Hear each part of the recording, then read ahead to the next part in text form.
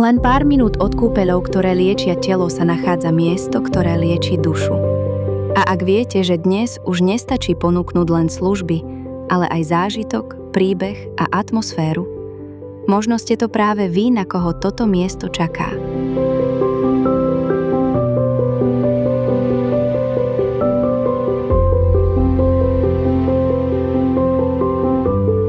Ticho tejto usadlosti má silu spomaliť čas, učiť, inšpirovať, viesť k jednoduchosti, k tvorivosti, k návratu k zmysluplným veciam. Môže to byť aj miesto pre remeselné kurzy, komunitné stretnutia alebo oddychové pobyty pre tých, ktorí prichádzajú do kúpeľov nielen liečiť telo, ale aj nájsť pokoj a inšpiráciu.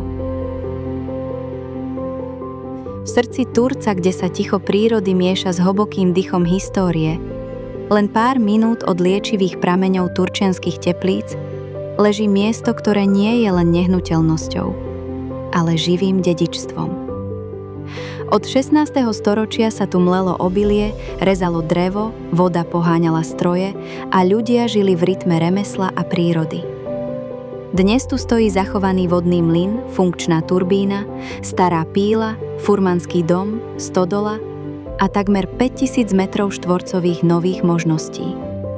Možno ich znovu rozhýbe umelec, ktorý tu vytvorí ateliér alebo galériu pre dušu.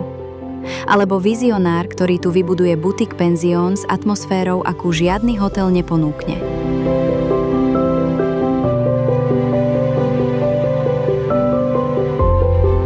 Tento mlyn je pripravený na nový začiatok.